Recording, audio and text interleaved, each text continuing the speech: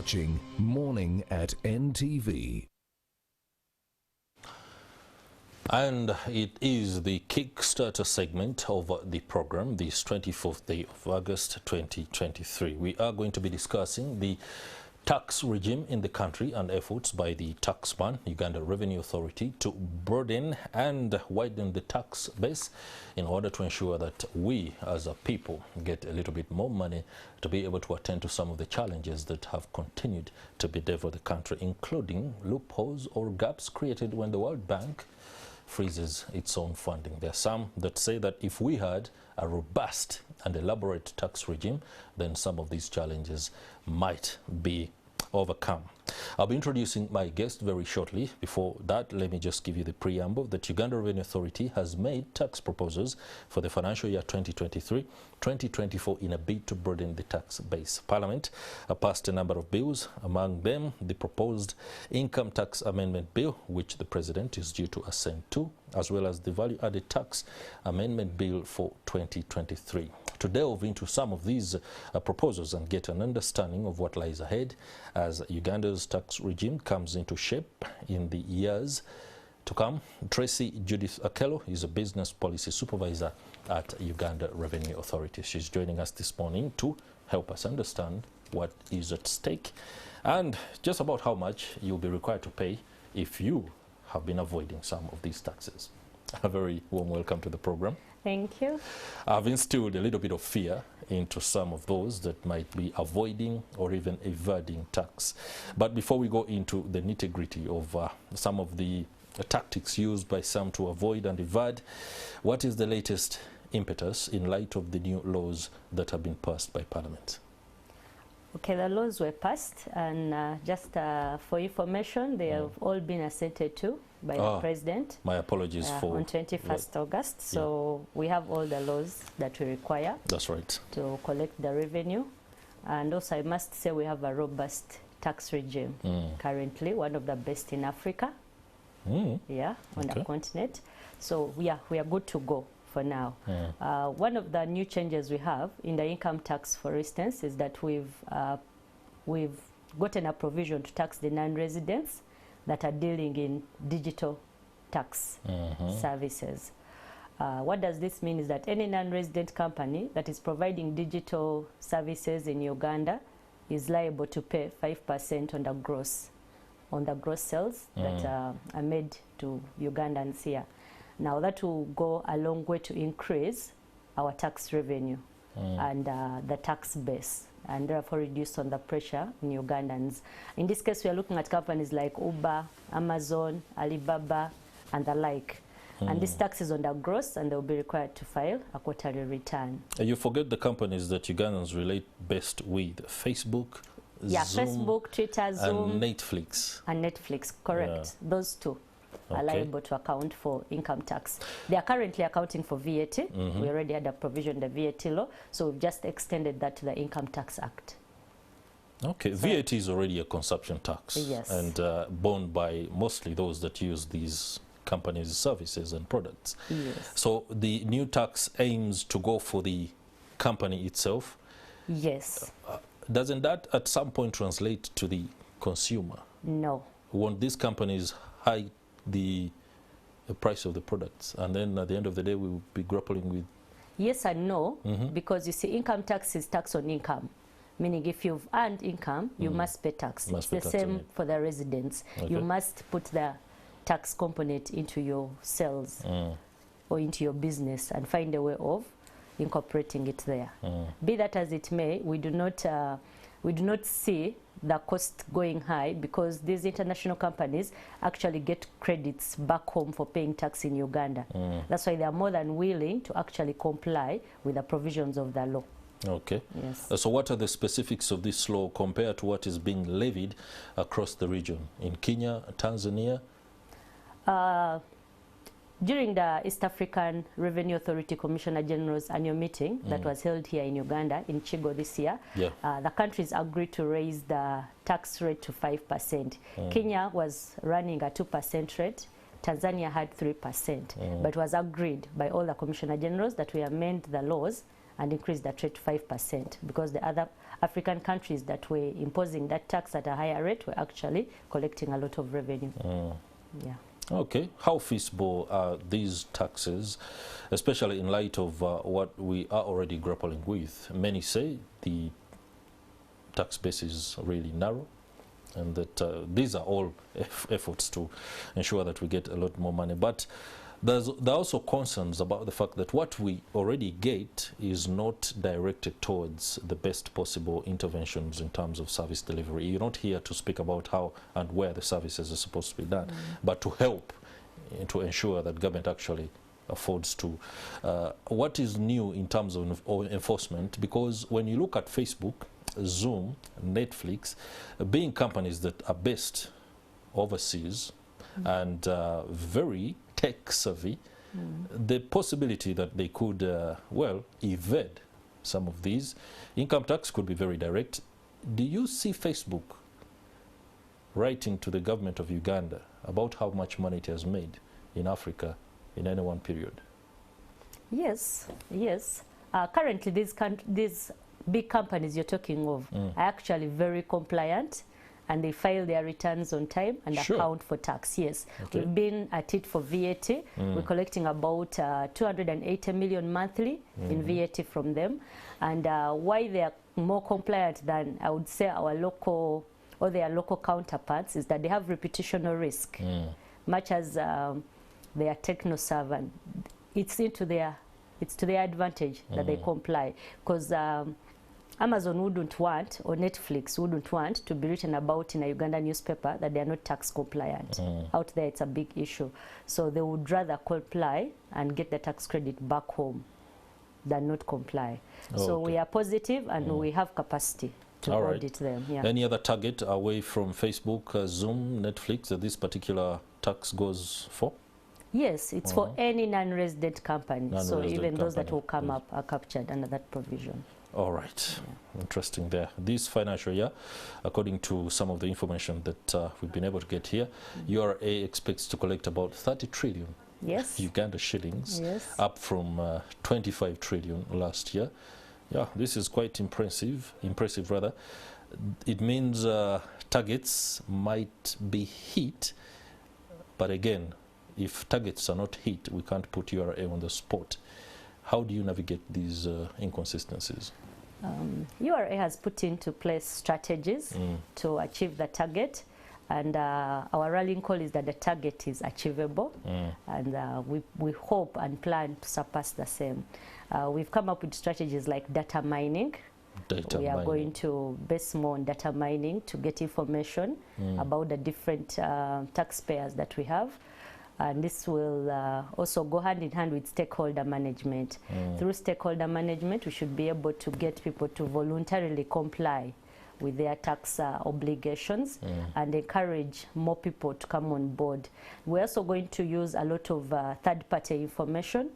If you've seen our Paris City Young campaign, it's meant to get Ugandans to ask for receipts, and those e-receipts give us information on who has incurred what and who has earned what.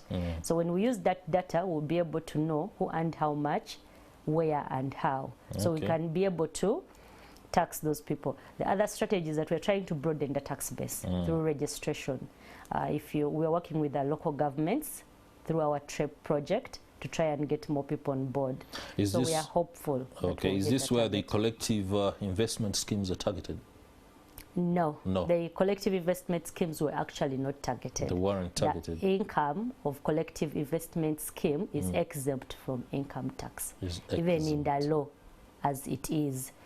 At the point of distribution to the contributors or to the payers, when they're paying out, that's when you can tax it. But the collective investment income is exempt under Section 21 of the Income Tax Act.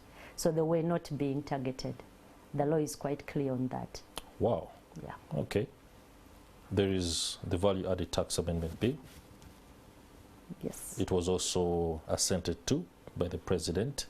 Just take us through that and explain any grey areas that a taxpayer out there ought to understand. key to the Value Added Tax Act is we've introduced VAT on auctioneering services, on auctioned goods. Currently in the law, there is VAT on auctioneering services, but there hasn't been VAT on auctioned goods. Okay. So we have imposed VAT on auctioned goods so that the auctioneer can account for VAT on the goods on top of accounting for VAT on their services. And then the most controversial, I would say, is the VAT on diapers. We'll agree that diapers are not biodegradable, so they are not good for our environment and our health. And then we also have local manufacturers of the same. So we needed to promote bubu and to collect revenue in the same spirit. How do you prop those two aspects into one? The fact that you, or maybe you should just stick to the fact that you want to promote bubu. No. There are two reasons why policies are made. It's either to protect the environment or to raise revenue. In this case, we have both. Oh. Yeah. Okay. Yeah, and we know we can't grow our GDP without promoting local production. All right. Across board, when new taxes are introduced, that means enforcement measures also change in order to ensure that compliance is achieved. And compliance has always been a problem, down to the fact that enforcement also has its own challenges. I do not know the latest mechanism that Uganda Revenue Authority employs to ensure that there is harmony between those two aspects. Okay. Compliance and enforcement. For compliance, we've tried to tighten our laws. You look at the Tax Procedures Code Act. We started an amendment under Section 42 that states the effect that if a taxpayer does not give us documents or information during the audit stage, we shall not accept that information as URA in any other internal mechanism. Now, however clean it comes. However clean it comes, because this is what has been happening. When we are carrying out an audit, the taxpayer will say you've asked for a loan agreement. They'll tell you they do not have it. And then when you raise the assessment and they look at where you're coming from, somehow a loan agreement appears. Most of the times when our science team has investigated the documents, we found out that they are forged or new. So they are not old documents that have been around. So in the spirit of trying to promote tax compliance, we've said if you do not cooperate with URA at the audit stage, then let the court be the one to probably listen to you and settle the issue. And the other measure is that we are now going out a lot for prosecution for those who are dealing in tax crime. If you notice, we are prosecuting quite a number of people, those who have been in invoice trading, and so on. So we are going to encourage voluntary compliance as much as we can, but also take on those who are evading tax because it's a crime. Yeah. Let me just go back a little bit to the taxes on companies like Facebook. It targets foreign companies, but there are fears that those in the tech industry, for example, here who are involved in innovations of all kinds, could find themselves affected in a way. I don't know whether there has been any safeguards, first and foremost, to ensure the nervousness is done away with among those that are trying to innovate. Yeah, because these companies offer the platforms for these kind of innovations to go ahead. I don't know whether URA has been approached on how to go about that. Where do you find your place in ensuring that there is harmony in all this? Of course, a study was done internationally. The startups don't have to worry because they have an expense that is allowed under Section 32, the startup cost. The startup cost. Yeah, so even if they incur an expense with, say, Facebook or Netflix, they can claim it as an expense. It's deductible from the income, so it will not affect their tax liability. The tax position will still stay the same. Okay. Yeah. All right. Across the country, there are those involved in production processes that need to be addressed. However, reach is also still a problem, much, especially, for example, if somebody's in Butaleja and they are involved in some kind of commercial activity, but they don't have the books. They don't have the books, but the business they are involved in is actually booming, and it creates much for the economy within the locality there. Have you reached out by virtue of your upcountry bases to ensure that they are brought on board in a way that ensures they stay in business and you also get some money, because that's where the problem usually happens? Yes, we've actually reached out. If you've seen our Tujenge bus, it's been on the road. Tujenge. Tujenge. What does Tujenge mean? Means let's develop. Like our motto, which is developing Uganda together. Yes. Tujenge. Tujenge. Okay. Let's develop. Ah. So if you've seen the Tujenge bus, it's been all over town and up country. One of the roles or services that are being provided is registration, granting of a TIN. We are getting services closer to the people. So yes, the person in Butaleja can access URA services easily. If you notice, we are now on WhatsApp. URA is on WhatsApp. And then we have a USSD code. Okay. You can just dial *285# and pay taxes by mobile money. And then the person in Butaleja, if they are earning 10 million gross, they do not have to pay any tax. If that is your gross earning 10 million, you don't have to pay any tax. Okay. Then we also have what we call a presumptive regime for the small taxpayers, those who earn a total of 150 million in a year. Those are in badges from 80,000 to about 200,000 or so. So we think it's reasonable, and any taxpayer can afford to pay 80,000 per year. That's quite little for the small taxpayers. So yeah, the person in Butaleja who has a booming business and earns income that exceeds 10 million should be able to pay tax. All right. Do not train your men on me, because somebody might say, hey, since Chris is concerned, perhaps he's making money in Butaleja. I'm not making money in Butaleja. Anything else that you want to be able to shed light on in as far as tax and Uganda Revenue Authority is concerned before we can say goodbye for this particular segment? We have a new provision, which is the first of its kind in our law, Section 40D of the Tax Procedures Code Act. We've termed it a tax amnesty, and we are encouraging our taxpayers who have tax arrears with the Uganda Revenue Authority to pay up the principal tax before 31st December 2023, so they can have all their penalty and interest waived.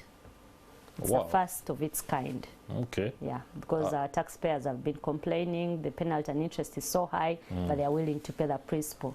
So there is an opportunity, and we encourage taxpayers to come up and pay the principal tax and take benefit. After 31st December, before there will be no 31st, yes. After that, there will be no leniency. No, the provision will be spent. Wow. Yeah. Okay. Any last words? I encourage compliance. It's always cheaper to comply with your tax obligations. That's right. Yeah, because tax is an obligation. So. Okay. Tracy Judith Okello, Business Policy Supervisor at Uganda Revenue Authority. Many thanks for the perspective and opening our eyes on some of these often very controversial and feared taxes by the layman. That will do it for this discussion, but do stay with us. We shall be taking note of preparations for the farm clinic in Arua as we continue.